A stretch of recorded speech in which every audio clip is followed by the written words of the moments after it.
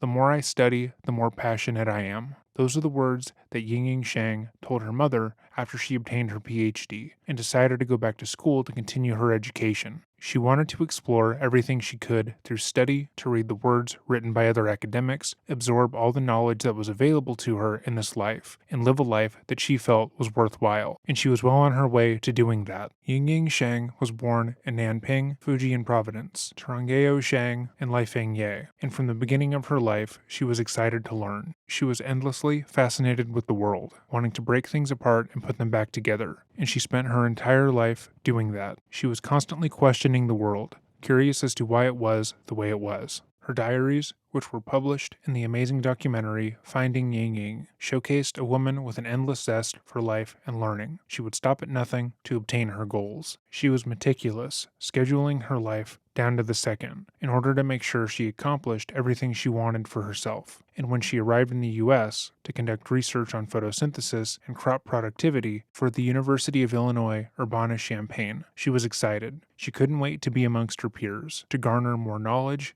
and to live in a foreign country. But things were difficult for Yingying in the United States. Living in a foreign country can be hard for anyone, especially when you're alone. Despite her objective brilliance, her mind would have to work twice as hard to understand her surroundings, and very few people in her area were able to understand her. Communicating with others was a challenge, and in her diaries, she spoke about how isolating it could be. In certain situations, she felt completely misunderstood, and as if she lacked all ability, comparing herself to a baby after a middle-aged woman came to her aid when she was lost in the rain. This woman helped her find her way, drying her off and taking care of her, but Yingying was embarrassed. She felt like a newborn, unsure of herself, and that she couldn't count on herself the way she had in the past.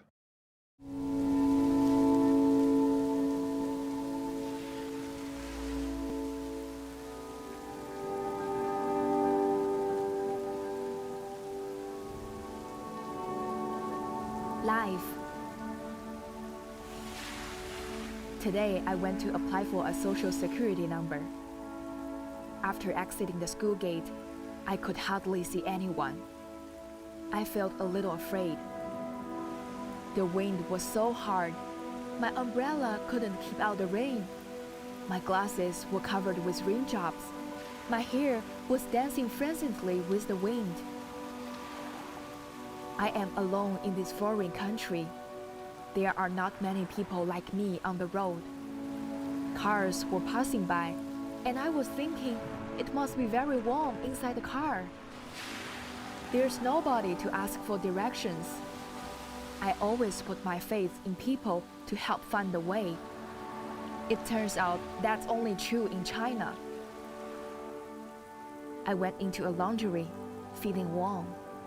A kind elderly black lady asked me with concern, "Do you need help?" "Yes." She went outside to show me the way and to make sure I could find it. There is true love in the world. "Thanks so much." "You're welcome, baby. No worries, baby." My God, she was so nice. I'm still a baby.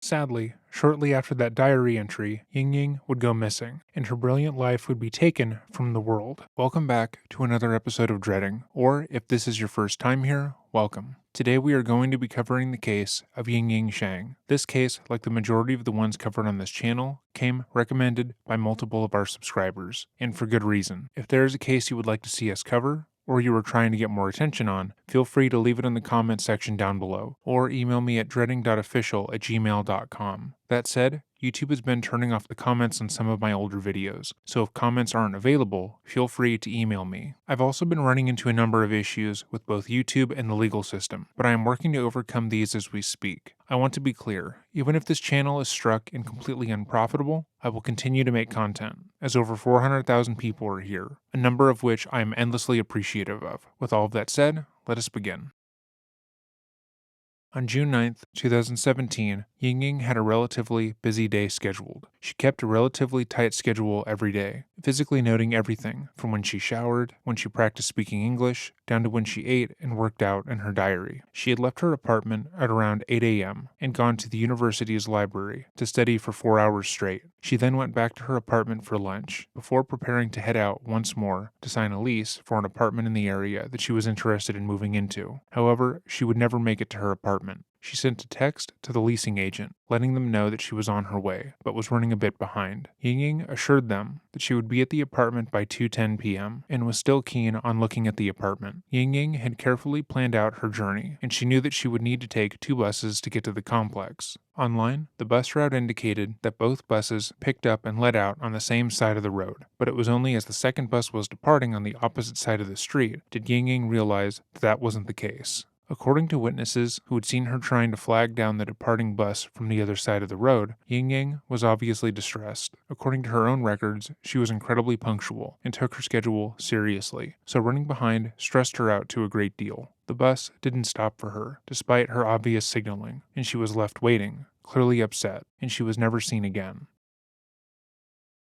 At 2:30 p.m., the leasing agent reached back out to Yingying, inquiring if she was still planning on stopping by. But she wasn't the only person who was worried. Yingying's roommates and friends were all well aware of her schedule and routines, and when she didn't come back from her appointment, they instinctively knew something was wrong. It was so entirely out of character for her to break from her schedule and not update them on what was happening that by 9:24 p.m., friends and colleagues of hers called the police to report her missing. Normally, a young woman in college going missing for a couple of hours would be seen as a low priority to the police. Plenty of adults turn their phones off and miss appointments every day and end up being completely fine. In most instances, calling to report a missing adult when said person has been missing for a couple of hours wouldn't be taken seriously at all. However, the sheer amount of people who were worried about Yingying being missing stuck out to the responding officers. This was clearly not something within her character. They also realized that this case might be more than they were able to handle. The FBI became involved with the case relatively early on, and the main focus of the investigation was tracing Yingying's last known steps. Because she was highly organized, they were aware of her schedule that day, and set about getting any relevant security footage. Her morning at the library, her walk back to her apartment, and her bus journey was captured on film via security cameras around the area. But around 2 p.m., as she waited for the second bus to arrive, the investigation got its first and only significant lead. A black, 4-door Saturn Astra was seen driving past where Yingying stood waiting. 3 minutes later, the same Astra was seen again, this time stopping in front of the distressed woman. The driver of the vehicle and the license plate could not be made out on the camera footage, but it seemed as if Yingying knew him in some capacity. The two talked for less than a minute before she got into the passenger seat of the car, only to never be seen again. Strangely enough, this was not the first time that a black Saturn Astra was reported to the police that day. The police had gotten a report of a young man driving around the university area in a car matching that description, claiming to be a police officer. According to Emily Hogan, she was walking by herself at 9:30 a.m. when a young white man, who appeared to be balding, approached her in said vehicle. The man was wearing a black shirt and mirrored aviator glasses, and told Emily that he was an undercover police officer working in the area. He pulled out a police badge and asked the young student if she would be willing to answer some questions, which she agreed to. He then told her to get into his car, to which she said no. Her refusal to get into his vehicle immediately resulted in the man becoming flustered. According to Hogan, he turned red, as if he were embarrassed, and said, quote, "If you see anything suspicious, call the police," unquote, before driving off hastily. Immediately, Emily realized that whoever she had spoken with was not a cop. She called the police and filed a report against the impersonator, and then posted on Facebook about the encounter, warning any university students that there was a man in a black car pretending to be a police officer. Finding the owner of the vehicle became the investigation's top priority, and surprisingly, there were only 18 4-door Saturn Astras in the area that fit the security footage description, and out of that 18, one man stood out, Brent Allen Christensen.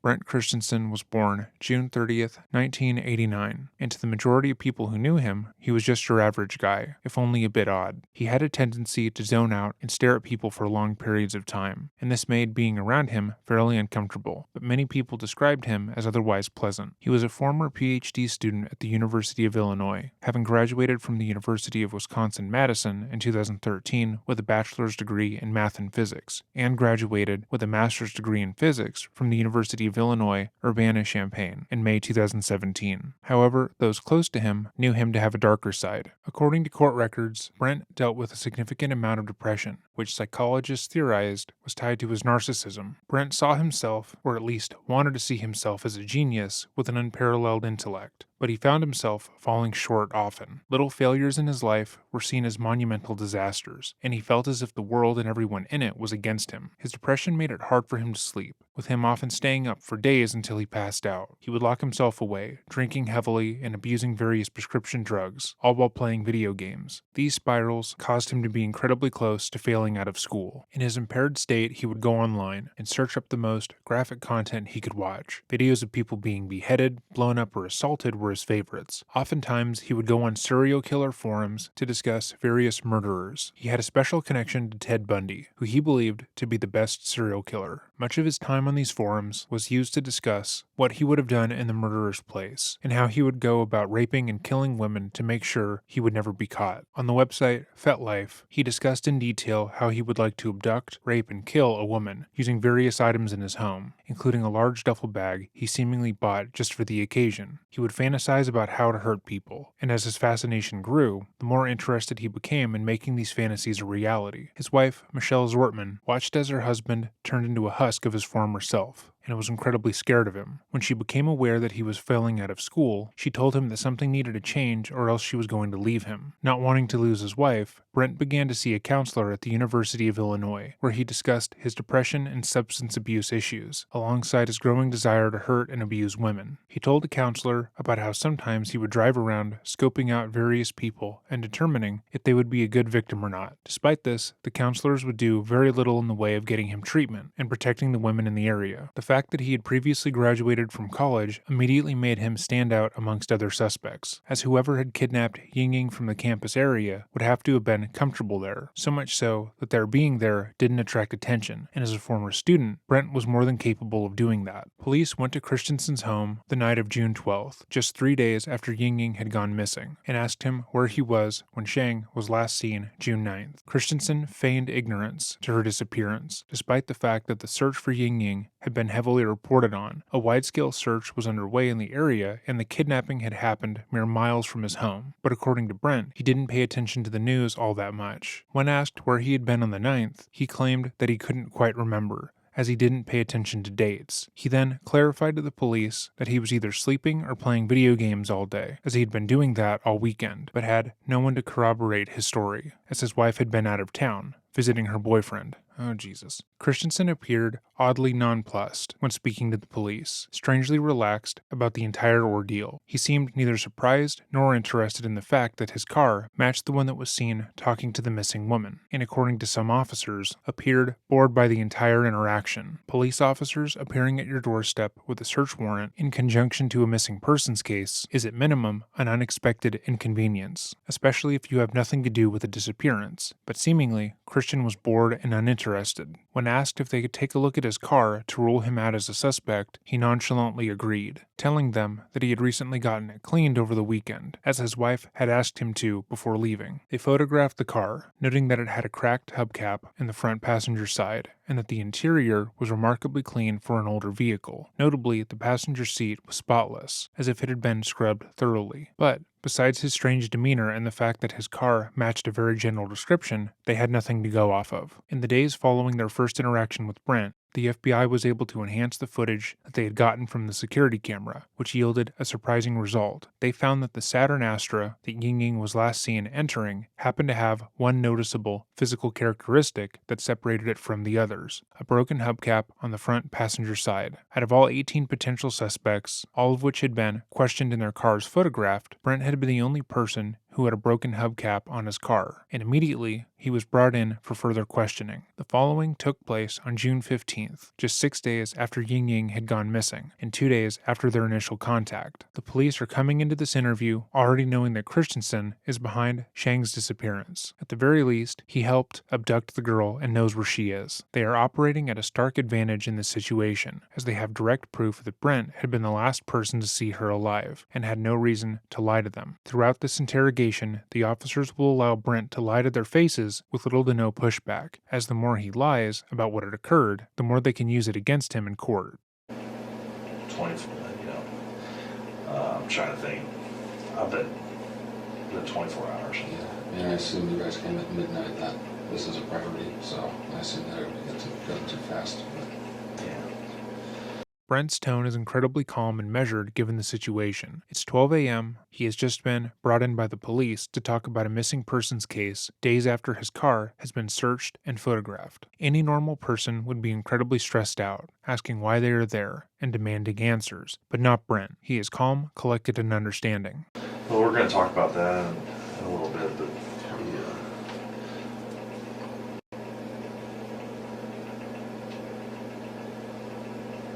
we just got a lot of questions to ask.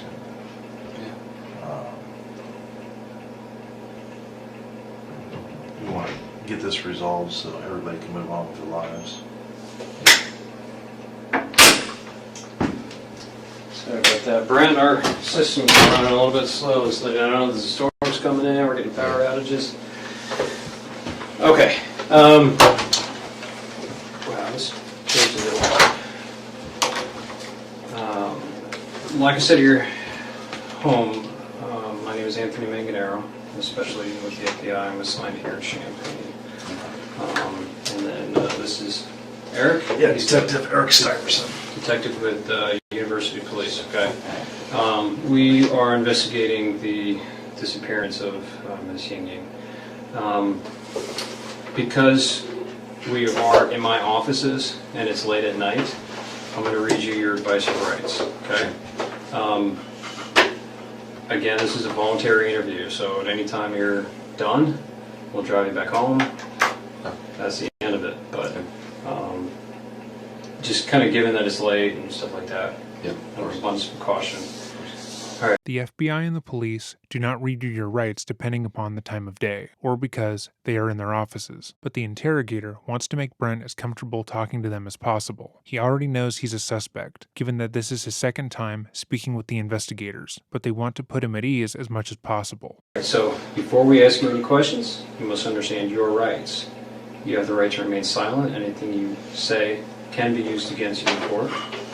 You have the right to talk to a lawyer for advice before we ask you any questions. So I'm trying to read upside down.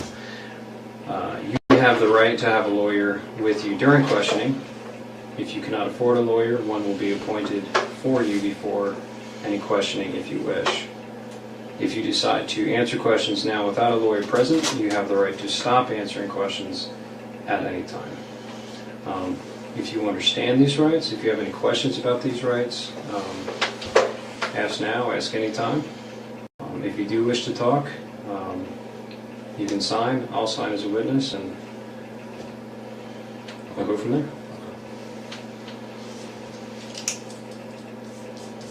I'm willing to answer questions. It's some questions, obviously. I don't know. Yeah, if I ask you a question and you're like, hey, I don't want to answer that, but I'll answer other ones. Yeah. Again. All right, it is like 7 minutes after.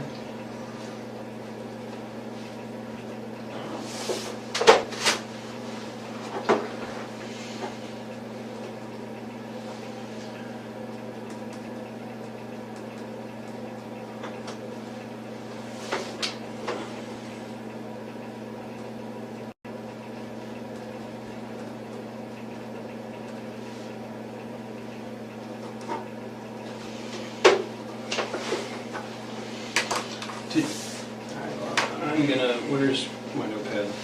Here's actually. Thank you. Yep. Okay. I forgot to ask you, did you bring your phone with you? I didn't.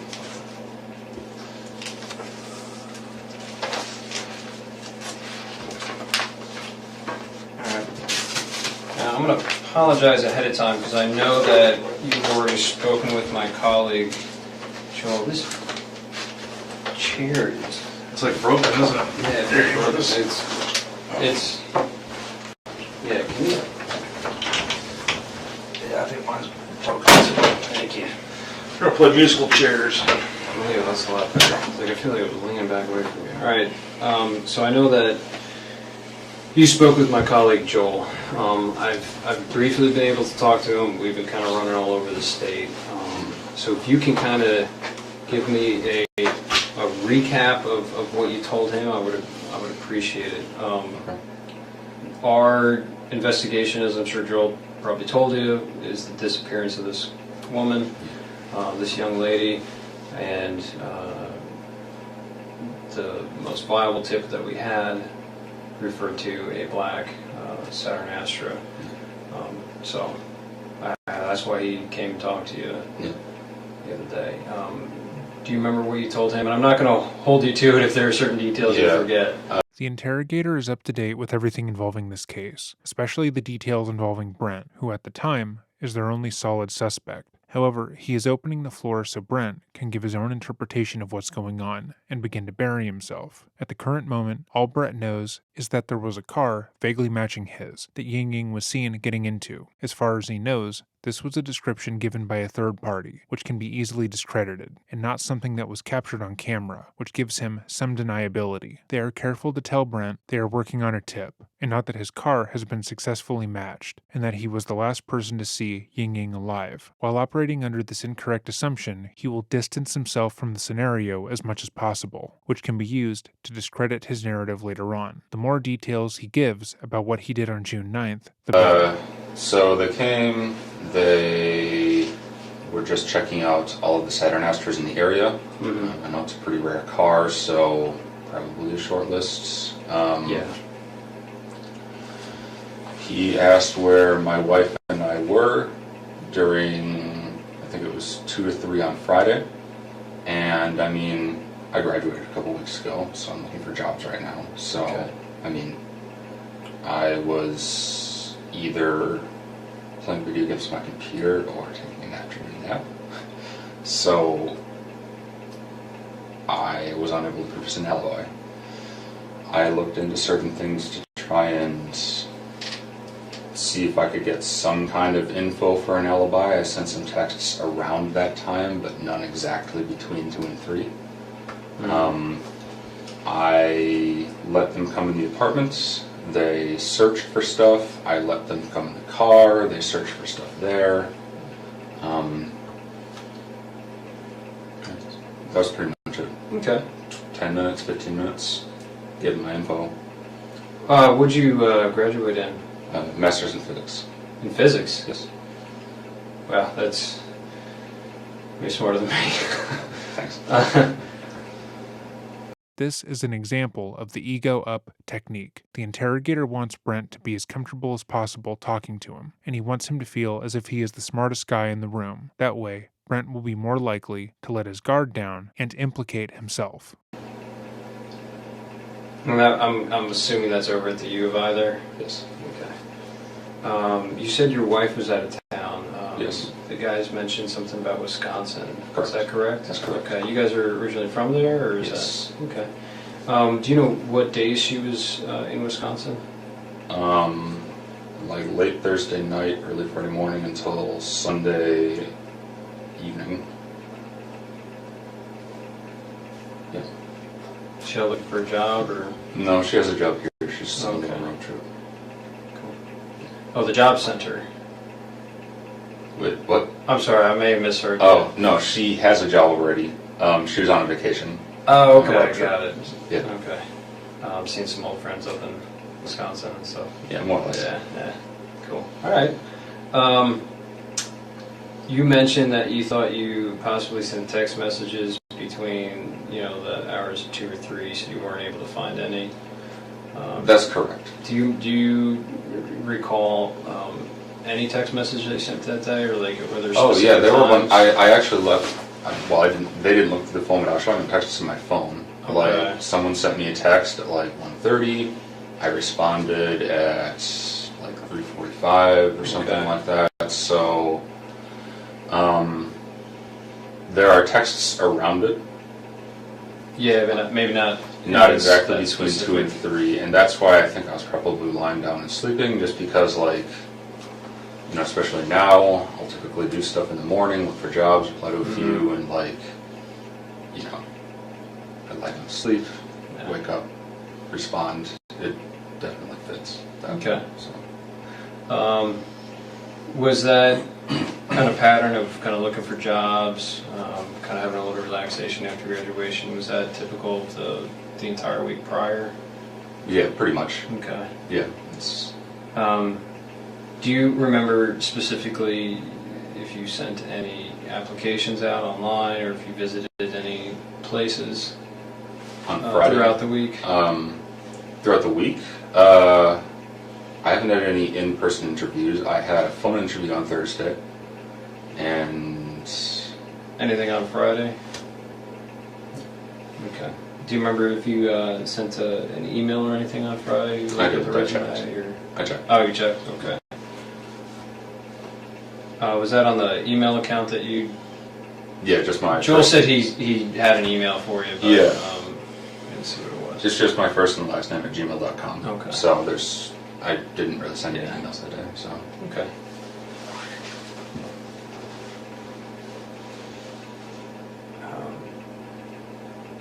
Do you have any questions for me before?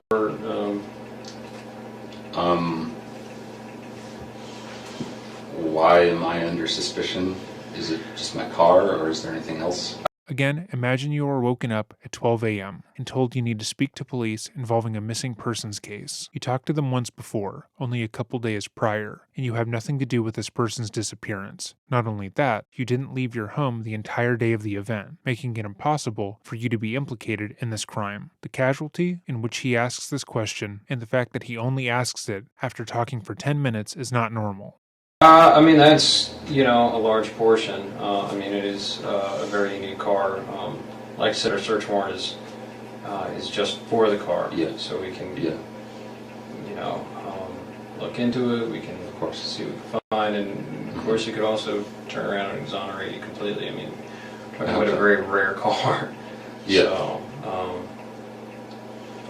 how long were you at the U of I? Did you do undergrad there as well? No, I did my undergrad at UW-Madison. Okay. And I came here in 2013. Okay. I was initially in the PhD program, but decided I didn't want a PhD, so I just kind of left with the master's. Got it. I like the campus. It's all right. Not too bad. It's all right. Do you meet your wife there? Or? No, we actually grew up in the same hometown. Didn't really know each other until end of high school. So we both moved to Madison when I went to undergrad, and then we both moved here. Cool. Did she study here as well? No, she did not. Do you have any questions, Eric? Yeah, when we were talking about Friday, the day in question on the night, can you remember? You said you played video games all day on Friday. Yeah. Is it just between the time period that he's asking about, or just literally all day? Literally all day. At the moment, not really hanging out with too many people or talking to too many people. My wife and the girl I talked to, she was busy. My wife was out of town, so it's like, well, I'm alone today. So, yeah. It's just You kind didn't of go cruising campus or anything? I did on Saturday, but I mean, getting a little stir crazy, just decided to go out for a drive on Saturday. But Did you go out to eat or anything? Go any places? No, I didn't go out to eat.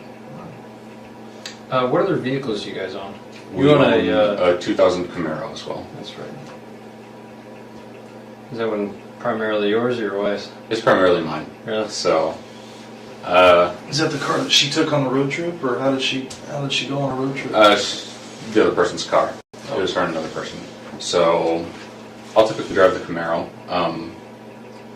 The vast majority of the time, when I'm doing errands, I'll take the Saturn because it's Yeah, probably The better Camaro trunk sucks for space. Yeah, errands. exactly. Groceries So- and everything. yeah, but the Camaro's mine. Um,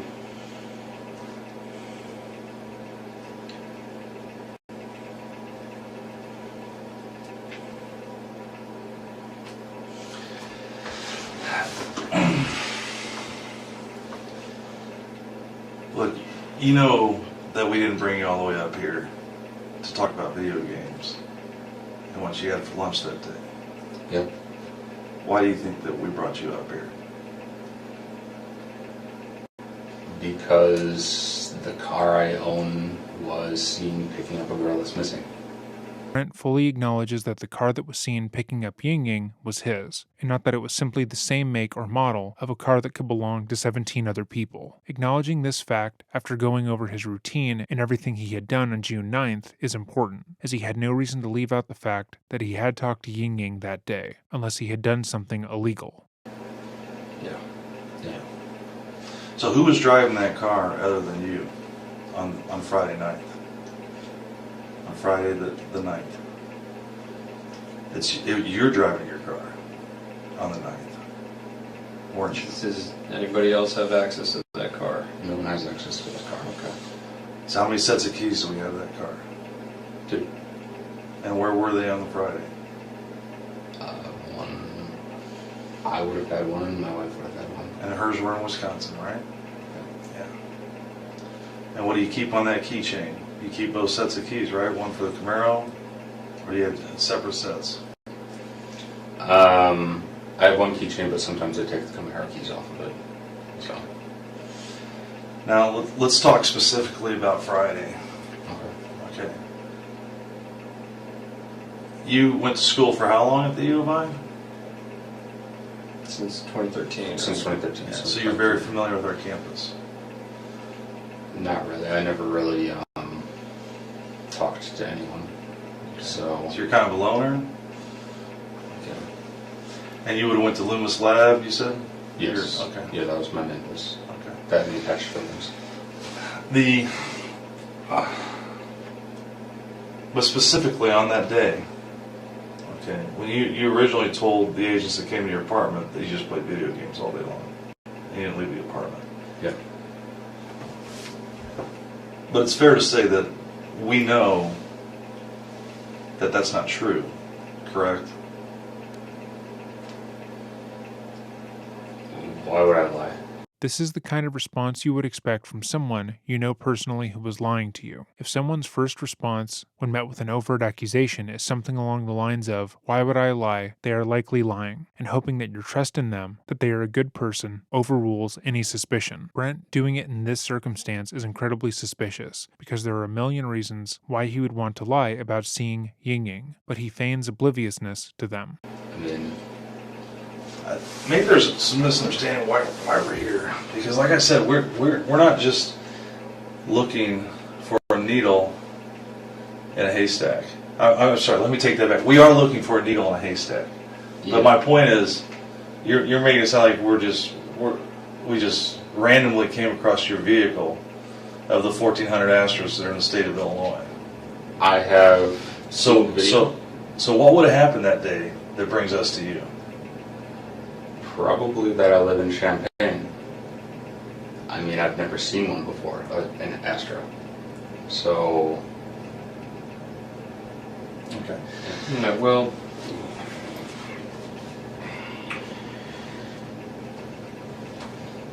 believe me when I say that the full weight and force of the FBI is going to descend on that vehicle okay.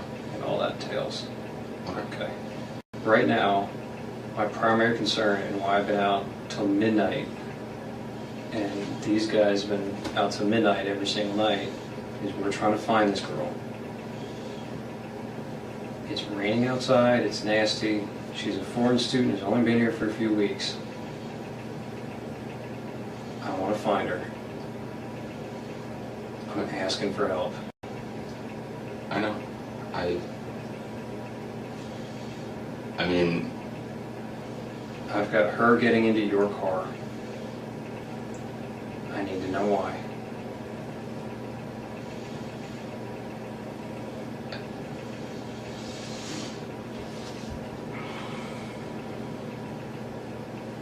there's Brent, I need to know why she's getting into your car, and I need to know where she went. If we can help her, we need it done now, because we need to move on from this. It's been like 6 days now. I don't know what to say. Sorry. And you've been at the U of I for how long? 3 years. And that you know what we do. I work in the Detectives Bureau at the U of I, and you know what we have access to. Cameras. Do you think that we're not going to track a vehicle all over campus. We control kiosks of bus stops. We can look in buses. We can look in every building out on the streets. And you're telling me that I didn't see you driving your car on Goodwin, that I didn't see you driving down Wright Street and turning on right in front of parking where everybody pays their tickets and driving down University to Goodwin and heading south. And then you see her standing on that corner in that shade tree, didn't you? That's where you first saw her.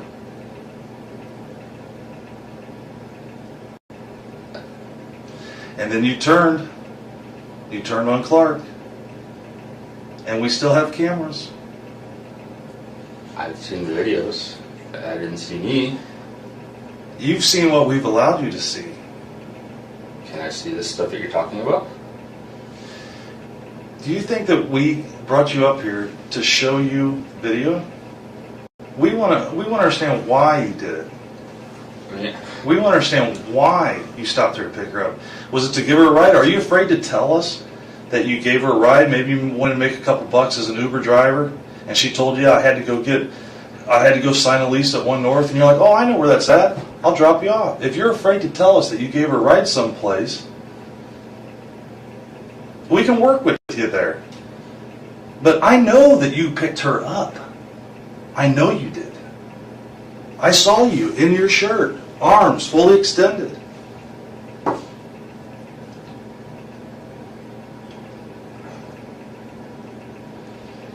Where did you drop her off at? She was looking for a ride. She had missed her bus. She told you she was going to One North, so where did you drop her off at? The officer is seemingly giving Brent an out by admitting he did pick up Yingying and drive her the day she went missing. He would be admitting that he was the last person to see her alive, which he had been admittedly denying. Though this technique doesn't have an official name, it is often used in interrogation, as a small admittance serves as a foot in the door. Getting someone to outright admit that they had been lying is incredibly hard, but after successfully getting the subject to admit to lying once, it becomes easier. It's theorized this is because, prior to interrogations, a suspect will practice their story in their head, but once forced to differ from their practiced narrative, their mind can't keep up.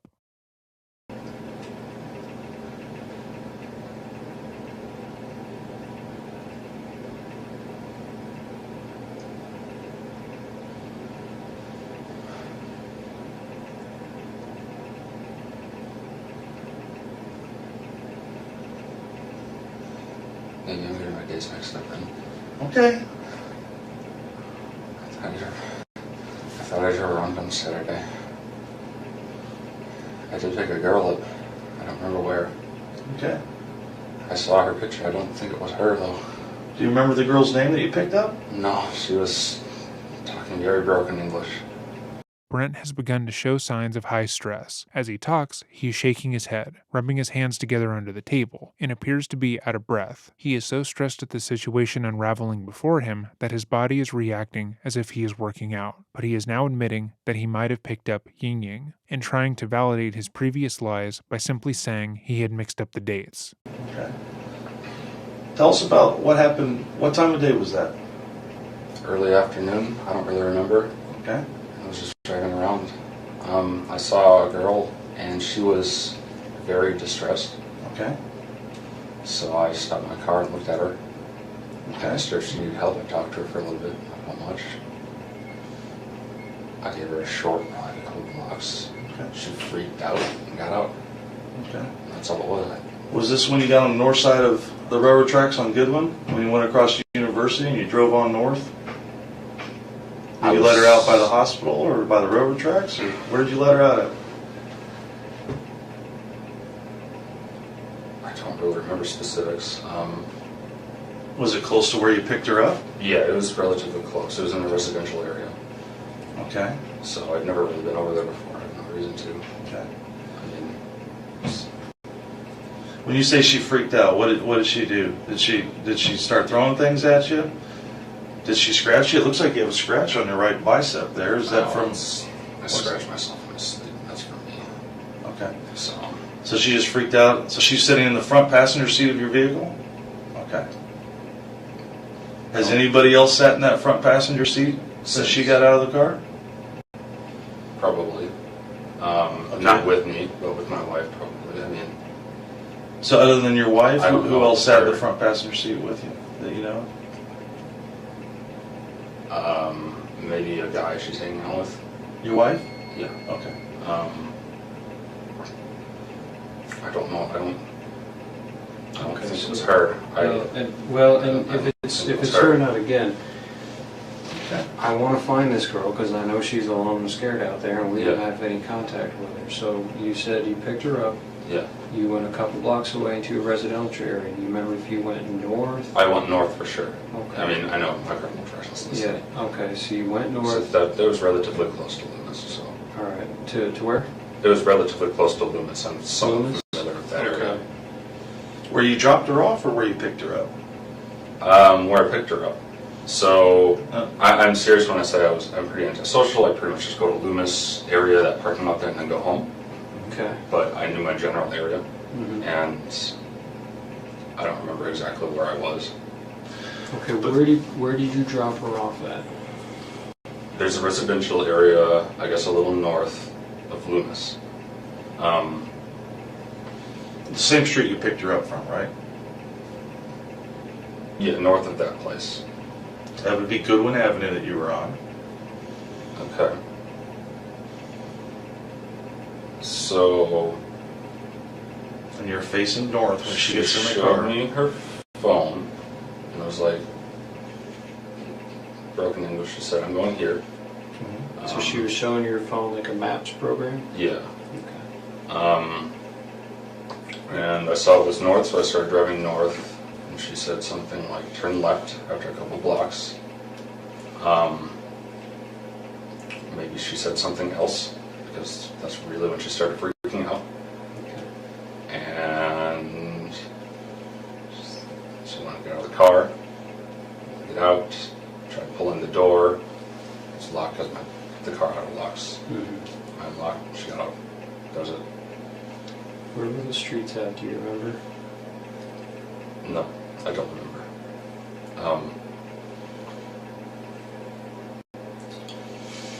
Do you remember what she was wearing? No, I don't. She had a backpack,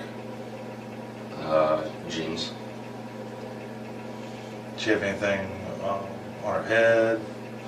Was she wearing sunglasses?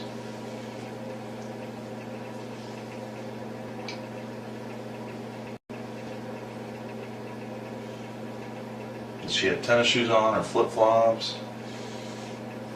I didn't notice flip-flops or high heels or anything, so it was probably normal shoes.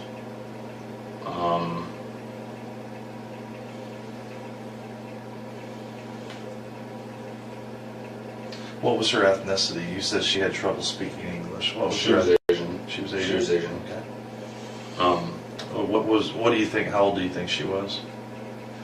Do you think she was a grad student, undergrad? Was she my somebody? guess was about 20. Okay. My guess was about 20. Her hair length-ish, here. I have trouble telling Asian people apart from one another. Sorry. Well, you would remember No, this that's- very specific though, because when you pulled up to her, you rolled your window down, and she leaned into your car, so you were looking right at her face. And what does she have on her face? What does she have on her head? You were looking right at her. You don't remember? Things like that. No, I mean, even so, I taught many semesters here, and a lot of the students were Asian. Okay. Was she wearing glasses? Did she have a ball cap on? She might have been wearing glasses. I don't remember that. So What did she tell you whenever you rolled down the window and you were chatting with her? You said she looked distressed. that's when I stopped. Do you remember specifically what And I thought it was she said to you? I asked her something on the phone.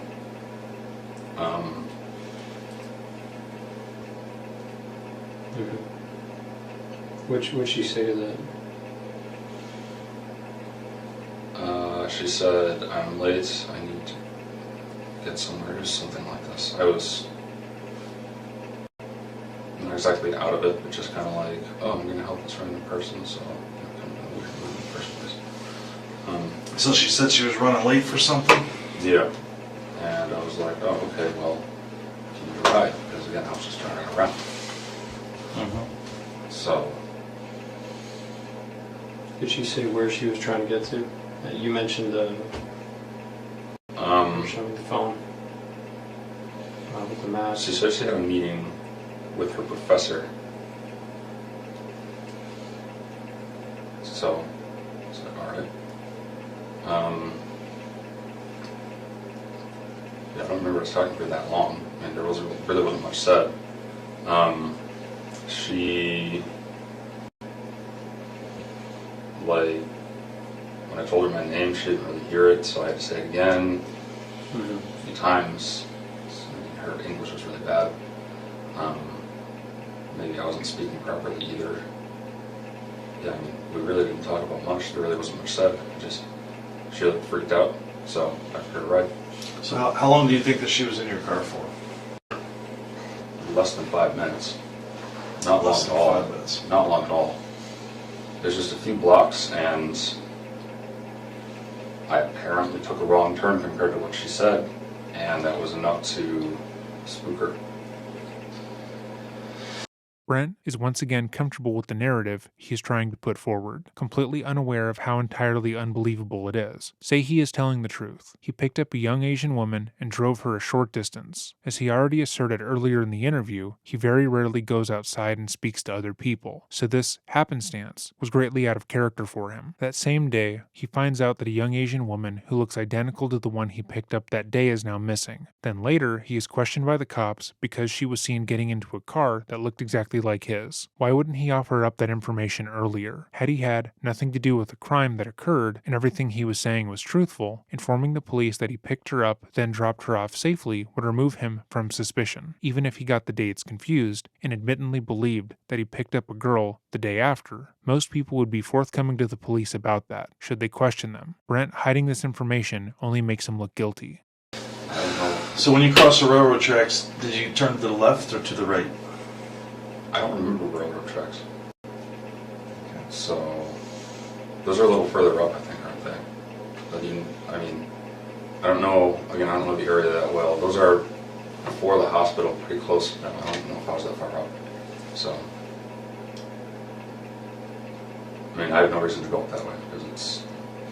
So if you would have turned left there after university, you would have driven right by the hospital. You would have been south of the tracks, and you the very next thing you see, you're behind the hotel, right? You see the hospital.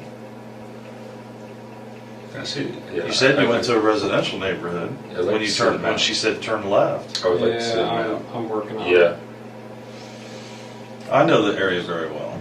I don't think I drove past the hospital. So I don't remember train tracks, but I mean, it's easy to forget.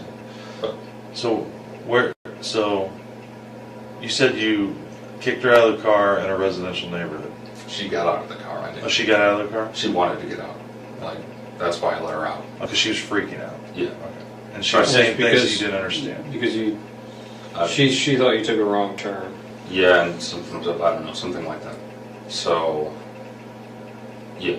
When she tried to open the door, but again, it was locked because my car auto locks. Obviously wanted to get out. I'm not going to keep someone I barely know in my car who just want to be in there. I don't know the girl. So I let her up. That was the last I saw her. Really? All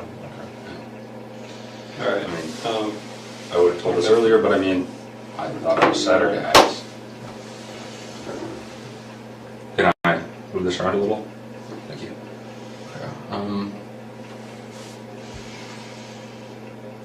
I guess let's start where you think you picked her up at. That's a good question. Well, So- Loomis Lab is... So Goodwin is there. Green, Springfield. So Loomis is right here. Mhm. I remember driving around here. It was north of Springfield, so I guess I was kind of in this area, maybe. Yeah, like over here.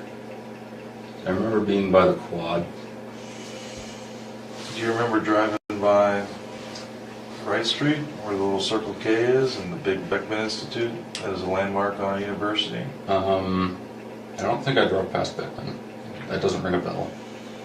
I've been to Beckman a couple times. I don't know what it looks like from the other side, but I have had to go there a few times. I guess There's a Circle K right over here. I don't remember that. You don't remember coming up Wright Street, driving across University, coming down Goodwin. You see her standing there underneath that shade tree at the bus stop. You take that quick left, and you run a box around her. Now you come back up North Goodwin and you pull up right next to her. And you talk to her for less than a minute. And she gets in your car. She was on my passenger side, so I would go this way. Mm-hmm. Again, I was driving around a decent amount beforehand. I don't remember exactly where I was beforehand. Yeah, you were definitely driving all over campus. And you were by yourself. And you weren't playing video games all day. So why would you tell us that? Why would you tell the FBI that comes to your house that I you thought it were was Saturday. I don't. Maybe I mixed up the days. I mean, I thought I was doing it Saturday. So what did you think that those two agents were at your house talking to you about when they came over? Friday.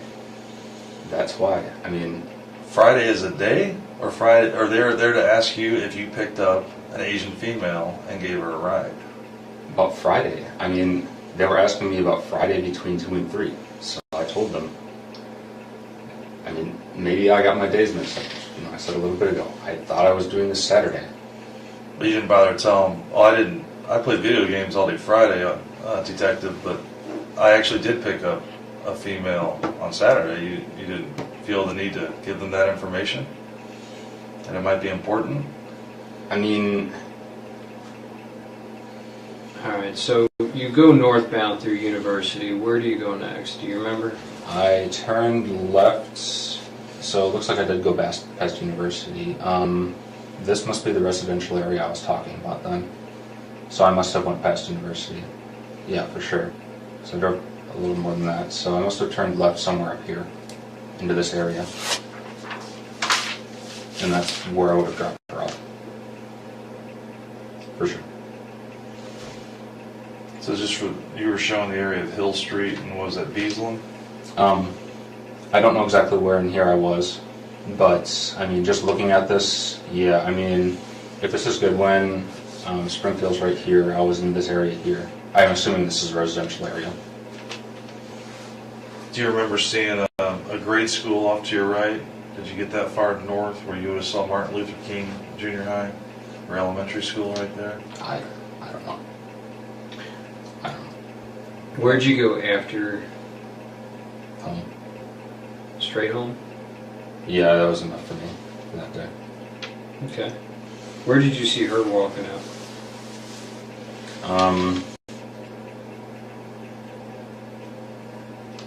She's really just standing there looking at her phone. I mean, and I left. So you see her walk in any direction? I don't think so. No.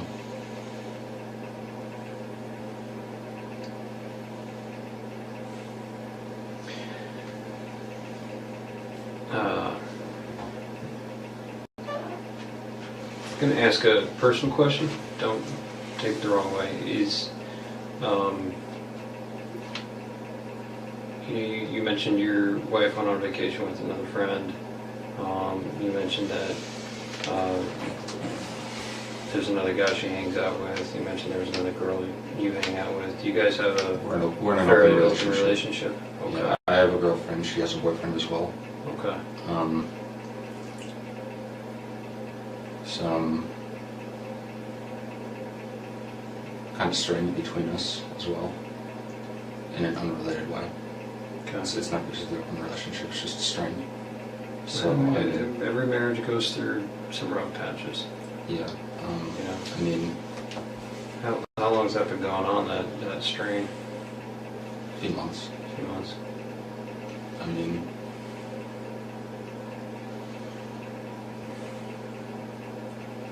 yeah, I mean, I didn't tell her that I did this because I was scared that, I mean, well, great, now this is happening. I didn't tell her. If your wife or husband were to harmlessly pick up or drop off another individual, do you think that would cause a significant strain on your marriage? No, you probably wouldn't, because the idea that picking up another party in a completely innocent way is a non-issue for most people. Brent stating that he didn't tell his wife about picking up Yingying because it could lead to more issues is a huge red flag. Did she go to Wisconsin with a boy or another girlfriend? Guy. How'd that make you feel when she went away for the weekend, this long weekend with that guy? Lonely. Yeah. And it's okay. Those are normal human feelings. Yeah. Did you feel hurt? Well, yeah, but I mean, she's been seeing Ted for a while. But still, she's your wife, and it's tough. You know, even if you're in an open relationship like that, where it's tough to see somebody you care about that you love to go someplace else with somebody else and not include you. Yeah. And I get that, man. Is that why you were driving around campus all day, pretty much all day long on Friday? Because you missed her? Just trying to clear my head. Yeah, more or less. That's understandable. I got stir crazy. I was lonely. Again, I thought it was Saturday. So, Did you talk to any other girls that day? no. Did you talk to any other girls on Saturday? Or did you stay home Saturday? No. Once again, days mixed up. Okay. Yeah, But I'm not trying to when trip I you up was- on the days. When I was driving, I'll put it in a clear way then. When I was driving around, she was the only person I talked to. Okay. Okay, fair enough. Do you remember what time you started driving around campus that day? Was it early in the morning? Was it mid-afternoon? Right.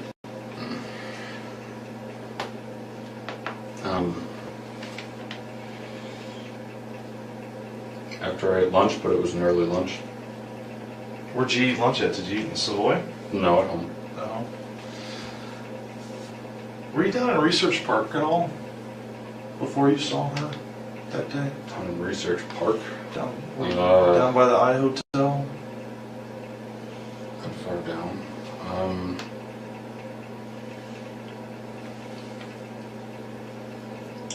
I don't remember exactly where I drove. I wasn't just on campus, but Do you remember driving by the Assembly Hall? Or State Farm Center? no, I don't remember that. I don't actually know what those are. Oh, that's where they play basketball, the big basketball arena. Looks like a giant mushroom on the south quad. I drove past the cemetery around there. Yeah. So, again, like, I really don't know campus. It sounds kind of sad because I've been here for 3.5 years now, but I still really don't. The big cemetery by the football field? Yeah. Yeah. And you were, so that's Kirby Avenue. Yes. Okay. I was on Kirby. Yeah, and you're heading east towards Urbana, and Kirby, I you would have had the baseball fields off to your right, the cemetery off to your left. So you would have had softball field, baseball field off to your right. Then right when you got to Lincoln Avenue, there's soccer fields off to your right. I don't remember Lacrosse specifics fields. on directions, but I was down by the cemetery. I do remember that. Okay, fair enough. So, Yeah, that's a key landmark. yeah. But you don't remember where you went after you drove past the cemetery? It was completely random where I was driving. I didn't have any kind of Do you remember driving off campus in Urbana, into a residential neighborhood in Urbana? in Urbana. If I did, it wasn't that far. Were you in Orchard Downs, Orchard Downs? where all of our married student housing is? There's a large Asian community that lives out there. Are you driving around Orchard I Downs? did go to Orchard Downs for a little bit, but there was construction, so I turned back. I know I went to Orchard Downs because a friend of mine has an apartment there. Mm-hmm. Who's your friend? Her name is Rita. She was a co-worker, research partner of mine. Okay. When I went here. Didn't see her obviously, nothing like that. I was like, So you came down all the way through. I turned into there, but again there was construction, so I just left immediately because I was like, oh, this is just boring. turn around and you could get Yeah. all the way through. I mean, I drive like this occasionally. It's just to clear my head. I like exploring, I guess you could say. Mm-hmm. One of those things like I drive down Springfield every single day at work. Mm-hmm. There are 2 streets right next to it. Literally never seen them. Just like, I wonder what those are. So you take those instead. So I do it occasionally. Saturday was the day where I did a lot of it, I guess. So. Or Friday, whatever. Yeah, no, again, not trying to fault you or Yeah. trip you up over the days. I know sometimes days can be a blur. So you were cruising around campus a bit, trying to clear your head. Yeah. Your wife was up in Wisconsin with her boyfriend. While you were cruising around, you saw Miss Yingying. She appeared very distressed. Okay. Is that correct? If it was her, yeah. I mean, again, I don't. If I recognized her, I would have told the agents that came on Monday or Tuesday, whenever it was, that it was her. Okay. Like, because I knew she was missing. I picked up an Asian girl.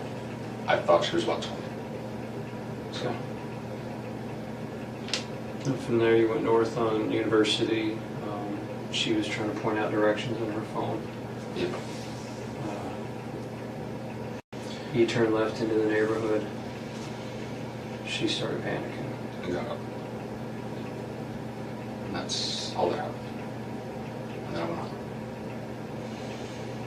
When she said she was distressed, or you said that she looked distressed, what did she say to you when you rolled your window down and talked to her? She said she was late for something. Other than that, did she tell you what it was? She Or said where she it was had at? a meeting with her professor. Did she tell you where it was at? Yeah, but I didn't understand her. Okay. So, did she offer to pull up the address in her phone um, and show it to you? I think she did that in my car. I don't remember her getting her phone outside of the car. And what did her phone look like? Was it black? Was it red?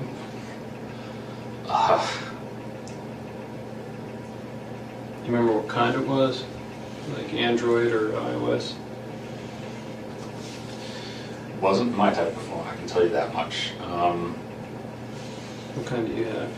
I have a Samsung Moto G, so an Android. Do you remember the color of the case? Because she showed you the map where she wanted you to take her. The front of it must have been white. Okay, I had fair her enough. hand like this, I Yeah. can see the back. Do you remember did you recognize the map program? It must have been Google Maps. I mean, I Okay. think that's what everyone uses. So, I know that there's a couple out there. it looked like the one you showed me. So, Okay. yeah, it didn't look anything weird to me. So,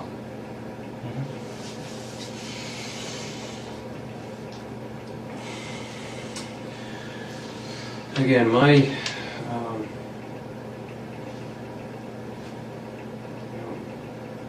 my theory is that she can get out of the car. I'm just being open with you. My theory is she was in there a little bit longer.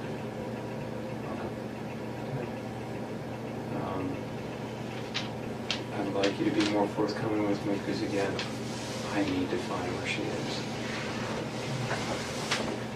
Got her family flying over here from China. It's been 6 days. It's raining outside. I need to find her.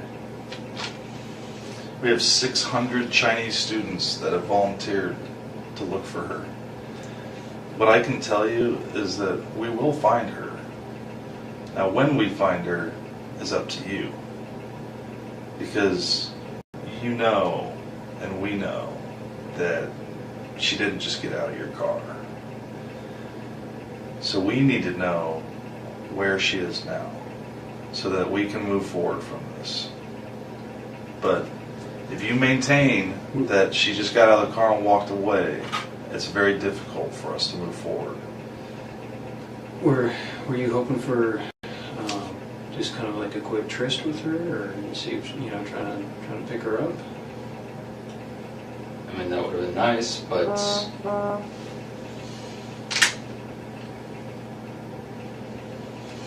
Do you have, I'm going to ask you a weird question, and a lot of us have fetishes. How would you describe your relationship with your wife? Are you guys into certain things? Do you like porn? Do you like... we're pretty vanilla together. But yeah, that's pretty much it. We have some stuff in our apartment. I mean, do you have like certain types of people that you have fantasies about that you might want to hook up with? You know, Not particularly, no. Well, I'm gonna step out for a second. okay.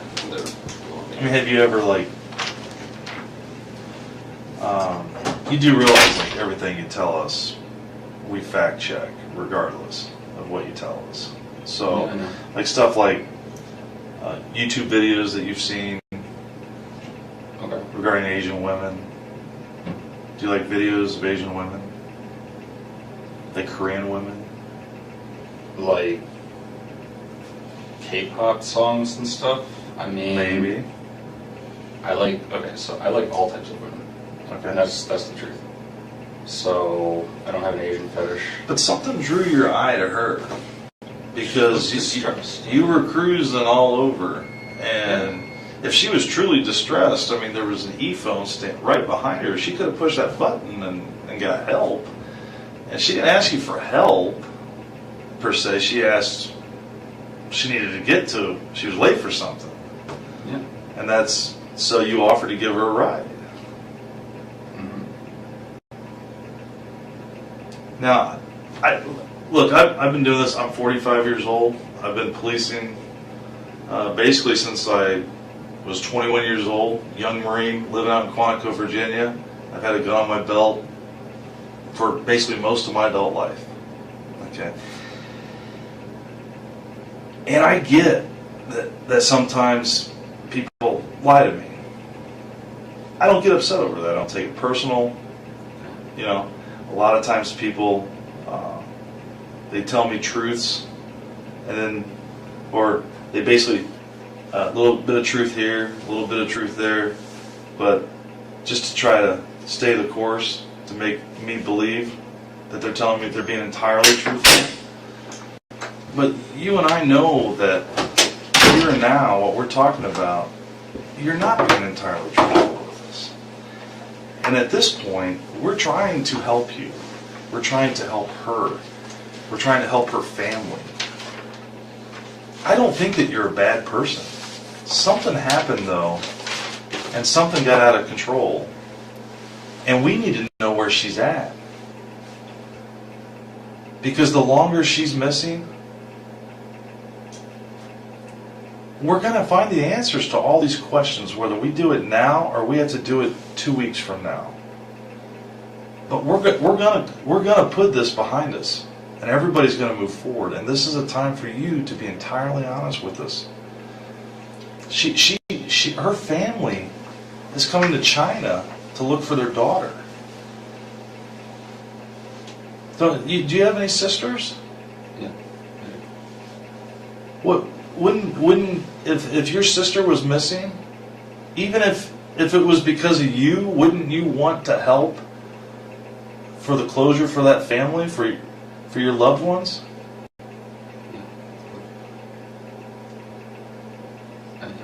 She got out of my car. She got out of my car. So, You have to know you're a smart man. You have a PhD, right? masters.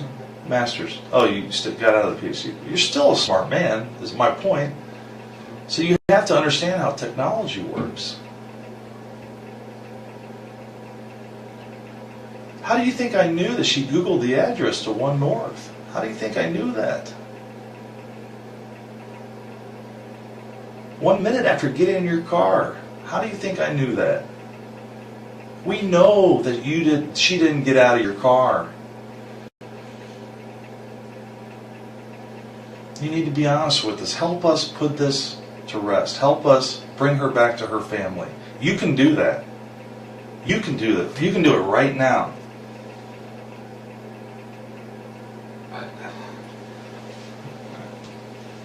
I understand if you've had dark thoughts. I understand if you've been depressed. I understand if you've been drinking too much at times. I understand if you've had sadistic thoughts, wondered what it would be like to commit an act of violence. know that temptation is out there.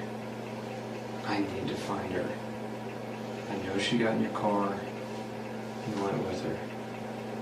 You've been depressed. Your wife just left to go on a vacation with another man. You see her, she gets in. She's vulnerable. Let me find her. I think I've told you. Okay, so did she get back in your car then? No. Did you get out of the car and follow her? No. Definitely not. I didn't get on my car single time. Well, why not? Was it because of the kind of neighborhood you were in? I don't know anything about that neighborhood. So. Did she run away from you? Did she stand there? No, she stood there, looked at her phone, and I drove away. So I don't remember her going any direction. So that's what it is. Yeah, are you sure that you let her out of the car in the neighborhood? Are you sure you didn't let her out more towards the heart of Champaign, maybe close to the railroad tracks? Are you sure you didn't drive her further west into Champaign? It wasn't when you first took that left up after Goodwin. I don't remember how far it was. I thought it was shortly after. I don't remember like crazy specifics like that. I don't know. You would remember this drive. Not specifics like that.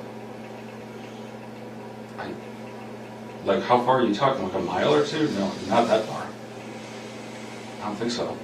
Okay, so you're telling me that when we find her, we're going to find her phone, is what you're telling me. Is that what you're telling me? Because when she got out of her car, or your car, she had her phone in her hand? I have no idea. She had her phone. Yeah. I don't know if you're. I don't know the answer to that question. So. Well, certain questions we ask you, we know the answers to. We're seeing if you're being truthful with us. Okay. You know, if I ask you a question I know the answer to, and you give me a different answer, I know you're not being truthful with me. You know, this is part of the reason why we keep asking it. Help us find her. I appreciate you being honest with her getting into the car. It tells me that you're telling the truth because I knew the answer to that. So was I want to bring her back to her family. Okay. Okay. What happened in that car? I know she was looking for directions. Things went sideways. Tell me what happened. That's what happened.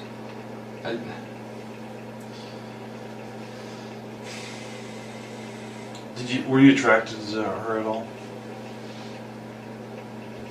Reasonable amount. I mean, she's a good-looking girl. Did the thought cross your mind? Yeah, the thought crossed my mind, but it probably happened with anyone. I mean, maybe she's into that. Is my point. And I'm not judging you if she got in your car and she wanted to go to another location. You guys have some fun, roll around, have sex, consensual sex. Something happens. You panic. Is that a possibility? You sure? Yeah, I'm sure. So you're telling me you never had sex with her? I never had sex with her. Never penetrated her with your fingers? Any parts of her body? With No. your penis? No. With your fingers? No. Never had sex. Did you kiss her? No.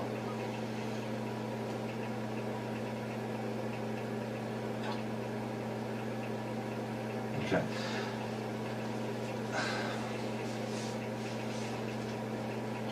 Are you afraid to tell me if you did? Because it seems like you're trying to think instead of just answering the question. You're trying to think about 3 steps forward, Well, like where I'm going with it. And I think I've demonstrated enough. I've shared enough with you that you know that I know that you didn't drop her off in that neighborhood. You know that we can follow her phone. Okay. So where did you drop her off at? Where'd you take her, Brent? We need to find Yingying. Tonight. That is where the interview ended. Brent went from admittedly denying ever seeing Yingying to admitting that he had been the person in the car that picked her up.